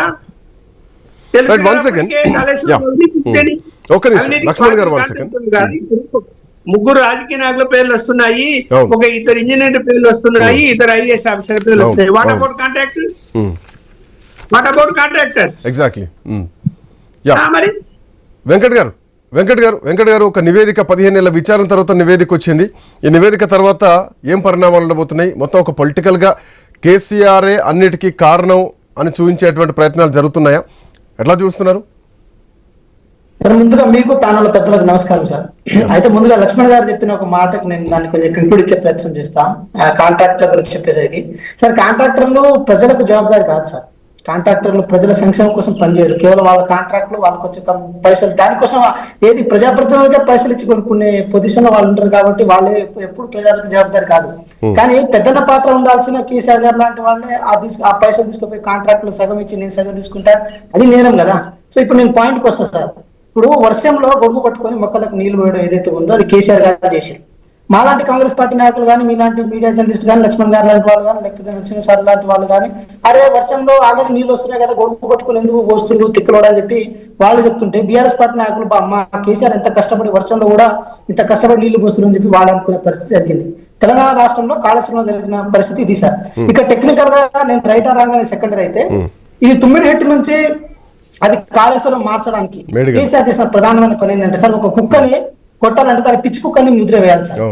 అంటే తుమ్మిడిహెట్టు కరెక్ట్ కాదు, కాళేశ్వరం కరెక్ట్ అని చెప్పి నిరూపించాలంటే తుమ్మిడిహెట్టుకి ఏదో రకంగా అంటే దానికి ఏంటంటే నీటి లభ్యత లేదనో, లేకపోతే దానికి ఏదో కొన్ని కొర్రీలు ఉన్నాయనో, కొన్ని మహారాష్ట్రలో కాంప్లికేషన్స్ ఉన్నాయో, ఇది భూ సంబంధించిన సేకరణ విషయంలో ఇబ్బందులు ఉన్నాయని చెప్పి ఏదో ఒక కొర్రీలు పెట్టి కిందికి తీసుకొచ్చారు. ఇక సార్ చెప్పిన లెక్క ప్రకారం, లక్ష్మీనారాయణ గారు చెప్పిన లెక్క ప్రకారం కూడా వేమనపల్లి కూడా మంచి లొకేషన్ సార్. జాగ్రఫికల్ గా మీరు కొంచెం చూసారనుకోండి, కొంచెం గ్రావిటీ కూడా అక్కడ కొంచెం పనిచేస్తూ ఉంటుంది. కానీ ఇవన్నీ కాదని ఏది నీళ్ళేమో మొత్తం కిందికి వస్తాయి సార్. అన్ని గేట్లన్నీ వదిలేసి కిందికి మేడిగడ్డ దగ్గరికి వస్తాయి. మళ్ళీ పైకి ఎత్తుడు, అంతకంటే పైకి తీసుకోండు, మళ్ళీ కిందికి వదలడు, పైకి తీసుకెళ్ళడు, కిందికి వదలడు. సార్ ఏ తెలుగులోడైనా ట్యాంక్ గ్రౌండ్ ఫ్లోర్ లో పెట్టుకుంటాడా సార్? ఎవరైనా తెలుగులో ఏం చేస్తారంటే ట్యాంక్ పైన ఎక్కడో టాప్ లో పెట్టుకుంటారు, అక్కడ నుంచి కిందికి నీళ్ళు రావాలి, పైకి ఎత్తివాలి, ఇది అర్థం ఉంటుంది సార్. ఇక్కడ కేసీఆర్ గారు తెలంగాణ రాష్ట్రానికి ట్యాంక్ గ్రౌండ్ ఫ్లోర్ లో పెట్టి పైన ఏమో మోటార్ పెట్టి కింద పైన చేసింది సార్ ఆయన కమిషన్ల కోసం. ఇది జరిగిన వాస్తవం. ఇది అడ్మినిస్ట్రేషన్ అండ్ పొలిటికల్ ఇద్దరు కలిసి చేసిన ఏదైతే మిస్టేక్ ఉందో పెద్ద బ్లండర్ మిస్టేక్ సార్. ఇప్పుడు దీనికి వాళ్ళు ఎంచుకున్న ప్రచారం ఏంటంటే డిస్కవరీ ఛానల్లో పెద్ద పెద్ద వీడియోలు పెట్టి ఇక్కడ ఉన్న మంచి సింగర్స్ ఎవరైతే ఉన్నారో, ఒక పేరు చెప్పేస్తాం, మంగ్లీ లాంటి సింగర్ తో తలసాని శ్రీనివాస్ యాదవ్ గారు కాళేశ్వరం యొక్క విశిష్టత అని చెప్పి ఇది అది చెప్పి 4 మాటల దాంట్లో కలిపి ఒక పెద్ద పాటలు కట్టించి తెలంగాణ రాష్ట్రంలో 2023 ఎలక్షన్స్ ను కూడా ఈ కాళేశ్వరం పేరుతో క్యాప్చర్ చేద్దామని అనుకున్నారు. కానీ మేము మనసులుగా ఎన్ని మాటలు అనుకున్నా కూడా ప్రకృతి అనేది వాస్తవాల తరపున ఉంటుందని బలంగా నమ్మినాం సార్. ఈరోజు పిల్లలు కుంగిపోవడానికి కారణం కూడా ప్రకృతి తెలియజేసిన ఒక ఇండికేషన్. అరే కేసీఆర్ 10 సంవత్సరాల పాటు తెలంగాణ రాష్ట్రం మోసం చేసి దోచుకుంటుండు, కాళేశ్వరం పేరుతో దోచుకుంటుండు, ప్రజలారా మీరు గ్రహించండి, అర్థం చేసుకోండి, ఇలాంటి పాలన మీరు పక్కదారి పట్టేయాలి, వాళ్ళని ఫామ్ హౌస్ గా పరిమితం చేయాలని చెప్తే పిల్లలు కుంగుతా కానీ ప్రజలు నమ్మే పొజిషన్ లో లేరు, మీడియా కూడా నమ్మే పొజిషన్ లో లేదు సార్. సో అంత స్థితికి వచ్చింది. మీరు చూడండి, తెలంగాణ ప్రజల ఆస్తి సార్, తెలంగాణ ప్రజల సొమ్ము. ఇప్పుడు రీడిజైన్ పేరుతో దాన్ని ఎస్టిమేషన్ మీరు మార్చిన తర్వాత అంతకంటే బెనిఫిట్ ఏమి ఇచ్చారని తెలంగాణ ప్రజలు అడుగుతారు కదా. కనీసం తుమ్మిడిహెట్టు దగ్గర కట్టినా కూడా గ్రావిటీ ద్వారా కొంచెం నీళ్లు పారేవి, కొంతమంది ఖర్చు తగ్గేది, మరి ఏదైతే ఉందో ఆ ఇంటెన్షన్ వేలో ఉండేది. కానీ దీనివల్ల ఏం ఉపయోగమైంది సార్? ఒక కెనాల్ సిస్టమ్ లేదు, దాంతోపాటు ఒక డిస్ట్రిబ్యూటరీ సిస్టమ్ లేదు. మేము పంటలు పండించినాం, కాళేశ్వరం ధర పండించినాం, కాళేశ్వరం అది వీళ్ళు సన్నాసులు ఎంత దరిద్రంగా తయారైందంటే సార్, శ్రీరామ్ సాగర్ కాకతీయ కాలంలో వచ్చే నీళ్లు కూడా కాళేశ్వరం నీళ్ళు అని చెప్పుకునే దీనస్థితికి దిగజారంటే వీళ్ళని ఏ చెప్పుతో కొట్టాలని అర్థం కావట్లేదు సార్. చెప్తున్న వ్యవహారం ఇది. ఒక కాంగ్రెస్ పార్టీ వేరే వ్యక్తిగా మేము చెప్పే ప్రయత్నం చేస్తలేదు. 1 లక్షకు పైగా 1 లక్ష కోట్ల వరకు పైసలు ఈ తెలంగాణ రాష్ట్ర ప్రజల ఖజానాది అది ఎక్కడ దోచిపెట్టారు అన్నదే కదా సార్ ఇక్కడ కావాల్సింది. ఈటల రాజేంద్ర గారు విచక్షణ రహితంగా పైసలు కేటాయిస్తారు, ఇరిగేషన్ మంత్రి గారు కేసీఆర్ చెప్పినట్టు వింటారు.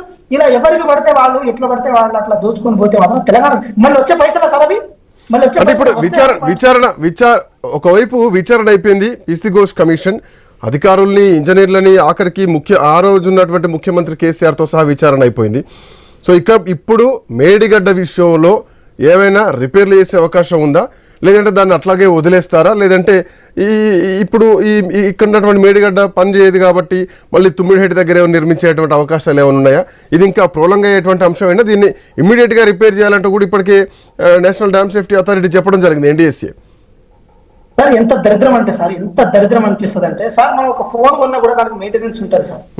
శ్రీకాంత్ గారు పెద్దవారు కూడా ప్యానల్ ఉన్నారు కాబట్టి వాళ్ళకు కూడా తెలిసి ఉంటుంది. ఒక ఫోన్ కొన్నా కూడా, బైక్ కొన్నా, కార్ కొన్నా మెయింటెనెన్స్ ఉంటుంది. 1 లక్ష కోట్ల ప్రాజెక్ట్ మెయింటెనెన్స్ ఉంటుంది శ్రీకాంత్ గారు. మెయింటెనెన్స్ ఉండకుండానే దాని కంప్లీషన్ లెటర్ ఏదైతే ఇచ్చేస్తే ఆ ఎల్ఎన్టీ వాళ్ళు కూడా మాకు మెయింటెనెన్స్ కి సంబంధించిన వ్యవహారమే లేదు, మాకు దానికి సంబంధించిన ఏం అగ్రిమెంట్ లేవు, ఏం లేవు, మేము ఎట్లా చేస్తామని చెప్పి వాళ్ళు కొర్రలు పెట్టుకున్నప్పుడు 1 లక్ష ప్రాజెక్ట్ 1 లక్ష కోట్లతో కట్టిన ప్రాజెక్టు మెయింటెనెన్స్ లేకపోతే ఇంత దిగజారిన స్థితికి ఎందుకు దిగజార్చారనేది ప్రధానంగా అర్థం చేసుకోవాల్సిన అవసరం ఉంది సార్. ఇప్పుడు నేషనల్ డ్యామ్ సేఫ్టీ అథారిటీ కానీ, లేకపోతే క్యాగ్ కానీ, లేకపోతే మన విజిలెన్స్ కానీ ఇవన్నీ ఒకటే మాట చెప్తున్నాయి. ఏం చెప్తున్నాయంటే ఇది మ్యాన్ మేడ్ డిజాస్టర్. ఇది దేశవ్యాప్తంగా ఏర్పడ్డ మ్యాన్మేడ్ డిజాస్టర్. దేశవ్యాప్తంగా ఆర్థికంగా తెలంగాణ రాష్ట్రాన్ని కుంగుబాటు చేసిన కుంగిన ప్రాజెక్ట్ అని చెప్పి అన్ని డిపార్ట్మెంట్ అన్ని చెప్తున్నాయి. అన్ని చెప్పినా కూడా బీఆర్ఎస్ పార్టీ నాయకులు ఏమంటున్నారు, అరే దీని యొక్క అర్థపర్థాలు, దీనికి యొక్క అన్ని 5 నదులను నడక నేర్పిన కేసీఆర్ గారి యొక్క విజన్ కాంగ్రెస్ పార్టీ వాళ్ళకి తెలుస్తలేదు, తెలంగాణ రాష్ట్రం మీద తెలుస్తలేదు అని అంటున్నారు. సార్ మేమేమంటున్నాం, ఇప్పటికీ అడుగుతున్నాం ఏంటంటే వితౌట్ ప్రెజెన్స్ ఆఫ్ కాళేశ్వరం కూడా 66 లక్షల మెట్రిక్ టన్నుల ధాన్యాన్ని పండియగలిగినాం సార్. దాంతో కాళేశ్వరం ప్రమేయం లేదు కదా. ఇక ఇంతకంటే ఏం ఆధారాలు కావాలి? ఇక ఎంతసేపటికి కాంగ్రెస్ పార్టీ వాళ్ళని బదనాం చేయడం, వాళ్ళ మీద ఏదో బూచిగా చూపడం అదొక్కటే ఉంది తప్ప వాళ్ళ లోపాలను కానీ వాళ్ళ పరిస్థితులు కానీ అర్థం చేసుకున్న పొజిషన్ ఉందా సార్? అదే అంటున్నాం. ఇంకో మాట కూడా మీరు ప్రధానంగా ఒక్క నిమిషం వెంకట్ గారు 1 second. Kamoj Venkateswara garu BRS party నాయకులు ఫోన్ లైన్ లోకి వచ్చారు, అందుబాటులోకి వచ్చారు. Kamoj garu good afternoon. Good afternoon Srikanth garu. Good afternoon. Design మార్పు, వరద జలాల అంచనాల మీద పూర్తిగా ఎక్కడా కేబినెట్ నిర్ణయం లేకుండానే ఆ రోజు ఉన్నటువంటి ముఖ్యమంత్రి నిర్ణయాలతోనే ముందుకు పోయారు. ప్రాజెక్టు వ్యయం కూడా 38,000 కోట్ల నుంచి దఫాలుగా 1,10,000 కోట్ల రూపాయలకు పెంచారు. ఇది పూర్తిగా ప్రజాధనం దుర్వినియోగమైంది.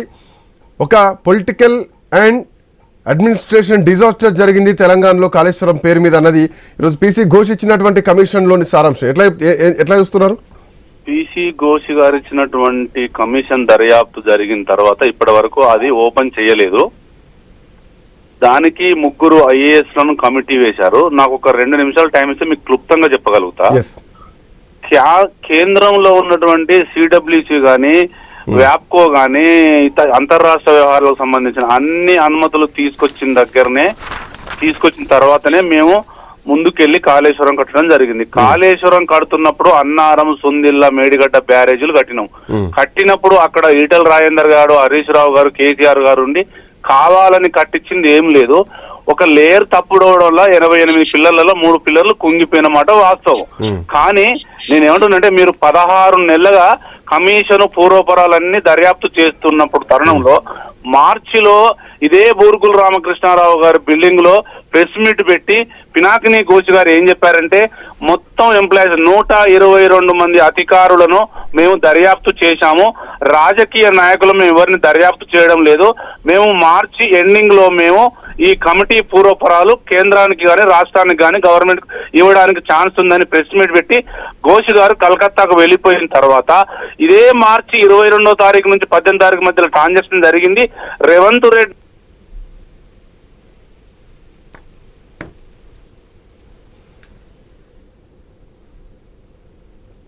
I think phone line cut అయినట్టుంది. కామోజ్ వెంకటేశ్వర్లు గారి ఫోన్ లైన్ కట్ అయినట్టుంది. సో కేబినెట్ ఆమోదం లేదు. 3 బ్యారేజీల నిర్మాణానికి ఒక ప్రాథమికంగా ఎక్కడ కూడా పరిపాలనా ఆమోదాలు లేకుండానే జీవోని విడుదల చేయడం జరిగింది. జీవో నెంబర్లు కూడా 231, 32, 33 జీవోలను కేబినెట్ ముందుకు తీసుకెళ్లకు ముందే మంజూరు చేయడం జరిగింది. ఇదంతా కూడా అంటే చట్టబద్ధంగా జరగలేదు అన్నది పీసీ ఘోష్ కమిషన్ చెప్తున్నటువంటి అంశం. అండ్ అప్పటి ముఖ్యమంత్రి ప్రధానికి రాసినటువంటి లేఖలో కూడా ప్రాజెక్టు ఖర్చు మొత్తం కూడా 71,436 కోట్లు అంటూ చెప్పడం జరిగింది. ఇది ఎప్పుడు వ్యాప్కో కానీ డిపిఆర్ కానీ రాకముందే. సో ఈ 2 డిపిఆర్లు రాకముందే ప్రాజెక్ట్ వ్యయం ఇంత ఉంది అంటూ కూడా అప్పుడున్నటువంటి ప్రైమ్ మినిస్టర్ మోడీకి కేసీఆర్ లేఖ రాశారు. సో లంసమ్ అమౌంట్స్ ముందే వెళ్ళిపోయినాయి. ఇందాక రిటైర్డ్ ఇంజనీర్ మనతో లక్ష్మీనారాయణ గారు మాట్లాడినటువంటి అంశాల్లో కూడా సో కాంట్రాక్ట్ పద్ధతిలో కాంట్రాక్టర్లకు ఇంజనీర్లకు లాభం చేరేలాగా ఇది జరిగింది అనేది ప్రధానంగా కమిషన్ చెప్పినటువంటి అంశం. లక్ష్మీనారాయణ గారు సో దీని తర్వాత పరిణామాలు ఎట్లా ఉండొచ్చు? సో మేడిగడ్డ కాళేశ్వరమే కూలేశ్వరం అంటూ కాంగ్రెస్ పార్టీ అధికారంలోకి వచ్చింది. ఇక కాళేశ్వరం భవితవ్యం ఏంటి? ఇప్పటికీ ఎన్డీఎస్ఏ కూడా ఇమ్మీడియట్ రియాక్ట్ కావాలి, ఇమ్మీడియట్ రిపేర్ చేయాలంటూ కూడా ఎన్డీఎస్ఏ రిపోర్ట్ ఇవ్వడం జరిగింది. బట్ ఆ రిపేర్ ఇంతవరకు స్టార్ట్ కాలేదు. ఇప్పుడు కమిషన్ రిపోర్ట్ అయితే ఇచ్చింది. దీని తర్వాత ఏంటి? వాట్ అబౌట్ కాళేశ్వరం ప్రాజెక్ట్ అంటే ఏం చెప్పొచ్చు? శ్రీకాంత్ గారు, నేను చెప్పిన ఇప్పటివరకే ఇది ఓన్లీ ఎల్లంపల్లి వరకే ఎంక్వైరీ. ఇది అంటే మేడిగడ్డ, అన్నారం, సుందిల్లా.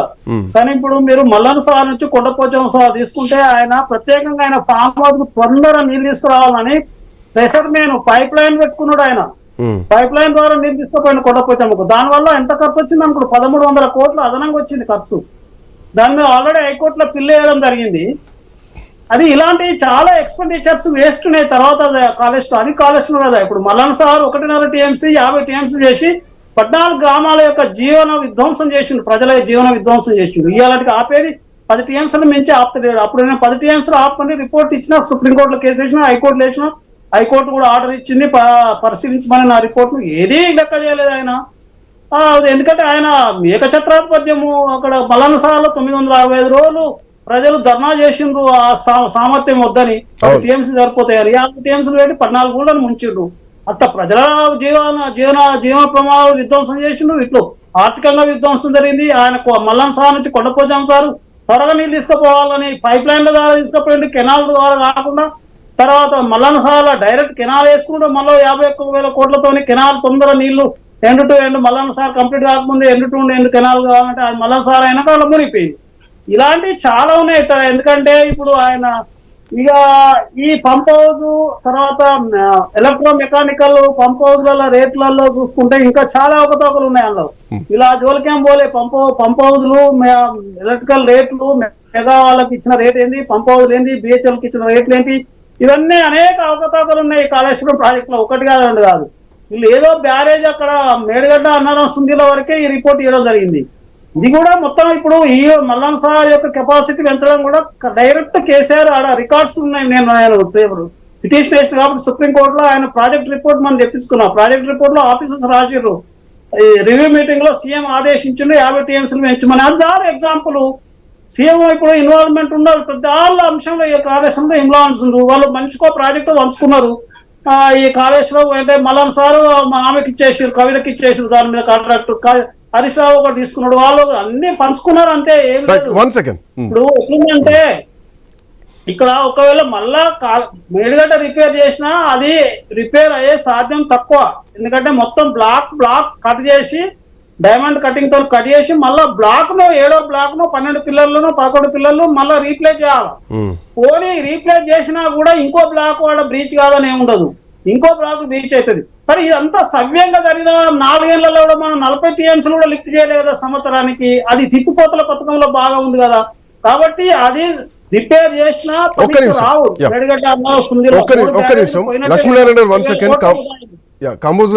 ఏంటంటే తుమ్మిలేటి దగ్గరనే బ్యారేజ్ టేకప్ చేసి అక్కడ నుంచి ఆల్రెడీ 1870 కోట్లు పెట్టి 71 కిలోమీటర్లు కెనాల్ తవ్విండ్రు, గ్రావిటీ కెనాల్ తవ్విండ్రు మైలారం వరకు, తుమ్మిలేటి మైలారం వరకు. దాన్ని రిస్టోర్ చేసి తుమ్మిలేటి దగ్గరనే బ్యారేజ్.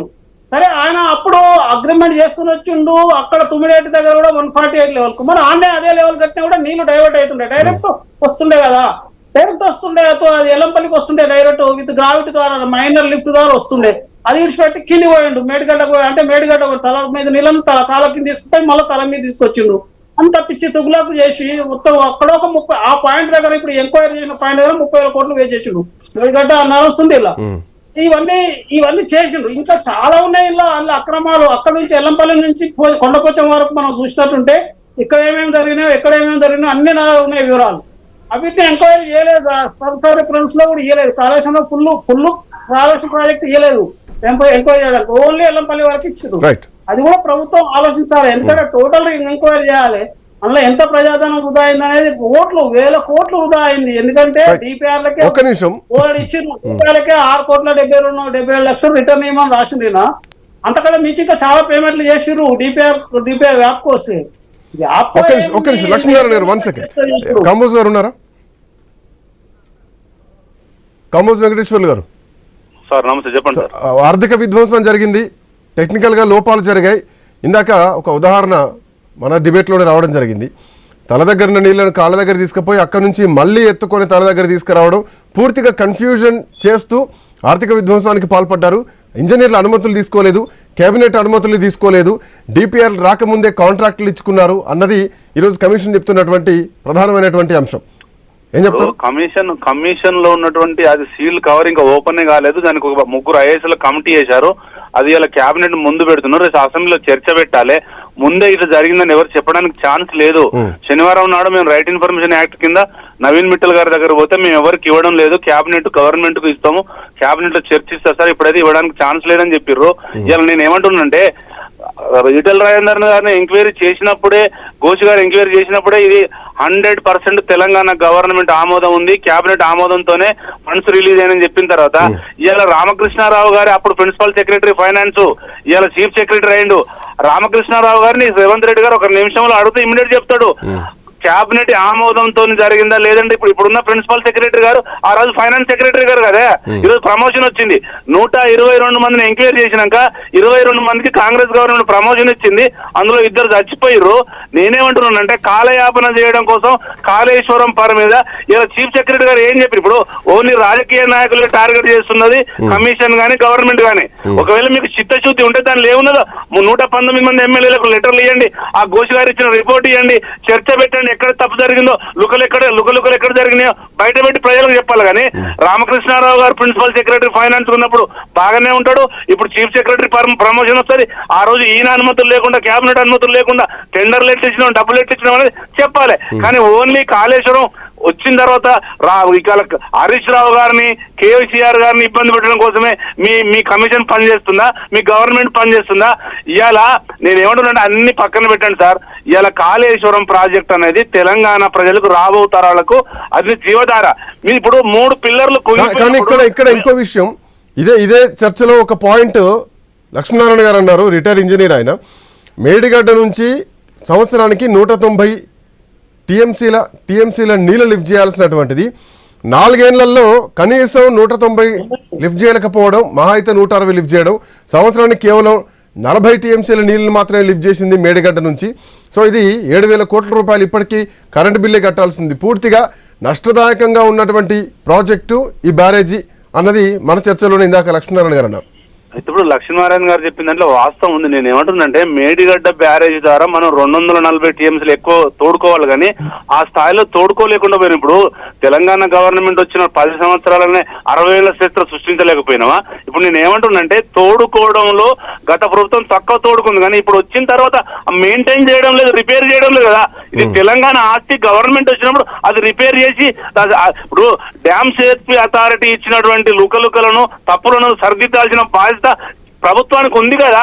పాత ప్రభుత్వం తప్పులు చేస్తే మీరు గవర్నమెంట్ రూల్స్ ప్రకారం, కమిషన్ రూల్స్ ప్రకారం, కోర్టు రూల్స్ ప్రకారం యాక్షన్ తీసుకోవడానికి ఛాన్స్ ఉంది. కానీ ఇప్పుడు నష్టపోతుంది వాళ్ళు. ఇలా 30 ఏళ్ల రాని ఫ్లో మేడిగడ్డ కొట్టుకపోయిందని చెప్తున్నారు రేవంత్ రెడ్డి గారు. కొట్టుకపోలేదు కదా, ఆ ఫ్లో తట్టుకొని ఉన్నది కదా. మీరు రిపేర్ చేయండి, పినాకిని ఘోషించినటువంటి సూచనలు పాటించండి, అది బయట పెట్టండి, అసెంబ్లీలో చర్చ పెట్టండి. శ్రీకాంత్ గారు ఒక మాట కంపల్ వెంకటేశ్వర గారిని అడుగుతా సార్. అడగండి.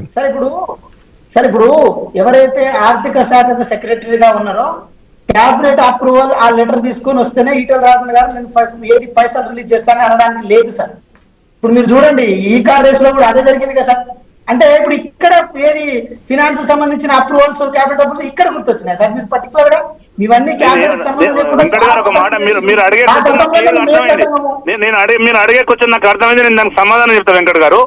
నేను ఏమంటున్నానంటే ఆర్థిక విధ్వంసం జరిగిందంటే ఆయన ఫైనాన్స్ సెక్రటరీగా ఉన్నాడు కదా, ప్రిన్సిపల్ సెక్రటరీగా. ఆయన దగ్గర మొత్తం ఇండెంట్లు, మొత్తం రిసిప్ట్లు, గవర్నమెంట్ జీవోలు, కాళేశ్వరం జీవోలు, మొత్తం ఫైనాన్స్ సంబంధించిన క్యాబినెట్ మీటింగ్లు, క్యాబినెట్ మినిట్స్ మొత్తం ఆయన దగ్గర ఉంటాయి కదా. ఆయన ఫండ్స్ రిలీజ్ చేసింది ఆయన ఇమ్మీడియట్లీ. ఇలా కాళేశ్వరం కమిషన్ 3 ఐఏఎస్ల కమిటీలు కూడా నేను కూర్చున్నాను కదా, ఆయన దగ్గర మొత్తం డీటెయిల్స్ ఉంటాయి కదా. ఎందుకు ఆయనకు ప్రమోషన్ ఇవ్వగానే ఆయన తప్పు అయిపోయింది, ఓన్లీ కేసీఆర్ గారు కూడా మొత్తం తప్పు చేసినాడు మీ కమిషన్ చూపిస్తుందా? నేనేమంటున్నానంటే ఎవరు తప్పు, కమిషన్ అదే చెప్తుంది. కేసీఆర్, హరీష్ రావు ఇన్వాల్వ్మెంట్ తోటే పూర్తిగా జరిగింది, అధికారుల తప్పు కంటే వీళ్ళ నిర్ణయాత్మకమైనటువంటి లోపాలు. శ్రీకాంత్ గారు క్లారిటీ ఇవ్వాలి సార్. మళ్ళీ వెంకటేశ్వర గారు మళ్ళీ కన్ఫ్యూజన్ చేస్తున్నారు. నేనేమంటున్నానంటే సార్ ఇప్పుడు ఈ రోజు కేబినెట్ సమావేశానికి కూడా రామకృష్ణారావు గారు, ఉత్తమ్ కుమార్ రెడ్డి గారు ఇద్దరు కలిసి ఆ మినిట్స్ ని తయారు చేయబోతున్నారు. ఆ రోజు ఎస్కే జోషి గారు లేకపోతే ఎవరో ఒకరు ఉంటారు కదా సార్, వారు మాత్రమే ఆ మినిట్స్ ని తయారు చేస్తారు. వారు వివరణ ఇచ్చిన తర్వాతనే ఇదంతా బయటకు వస్తుంది. మేమేమంటే దీంట్లో రామకృష్ణరావు గారికి సంబంధం ఉంది, వారు ఎందుకు అడగాలి? అంటే ఇక్కడ ఏంటంటే ఇదంతా పొలిటికల్ నేను ప్రమేయం గురించి అనలేదు సార్. ఒక మాట వెంకట్ గారు, నేను ప్రమేయం అనడం లేదు. ఆ రోజున ప్రిన్సిపల్ సెక్రటరీ గారే ఇండెంట్ తయారు చేసి, మినిట్స్ తయారు చేసి గవర్నమెంట్ సబ్మిట్ చేస్తాడు. ఆ రోజున అన్ని విషయాలు ఆయనకు తెలుసు కదా. మీరు క్యాబినెట్ మినిస్టర్ ప్రిన్సిపల్ సెక్రటరీ తయారు చేయాలి సార్. ఒక నిమిషం మాట నేను చెప్పేది కంప్లీట్ చెప్పకుండా ఎట్లా క్యాబినెట్ మినిట్స్ ప్రిన్సిపల్ సెక్రటరీ తయారు చేయడం మాకు తెలుసు. చీఫ్ సెక్రటరీ ఇన్వాల్వ్మెంట్ ఉంటుంది. నేను ఏమంటున్నానంటే ఆయన మీకు మేము తోయడం లేదు, కానీ ఆయనే ఫైనాన్స్ సెక్రటరీగా ఉన్నాడు. ఇలా ఘోష్ గారు ఏం రిపోర్ట్ చెప్పారు, మీరు ఘోష్ గారు రిపోర్ట్ బయటికి రాకముందే లుకలని బయట ఎట్లా వచ్చింది, ఇంకా రాలే కదా బయటికి. క్యాబినెట్ ఆమోదం చెప్తుందా, ఏం చేస్తుంది, దాని మీద కమిటీ ఇంకోటి వేస్తుందా? దాని నేను ఏమంటున్నానంటే ఘోష్ గారి కమిటీకి ఒక హైకోర్టుకు ఉన్నటువంటి పవర్స్ ఉండవు, ఓన్లీ సివిల్ కోర్టుకున్న పవర్సే ఉంటాయి. వాళ్ళు ఏం సూచనలు ఇచ్చారు గవర్నమెంట్ కు, కమిటీ ఏం సూచనలు చేసింది, రేపు చర్చ ఇలా గవర్నమెంట్ అసెంబ్లీలో చర్చ ఏం జరుగుతుంది, రాబోయే కాలంలో కాళేశ్వరం డ్యామ్ ను రిపేర్ చేస్తారా చేయరా అది చెప్పాలి. కానీ ఇవన్నీ లుకలుకలు ఎందుకు కన్ఫ్యూజ్ చేయడం కాంగ్రెస్ ఎందుకు అంటున్నా నేను. Right, one second.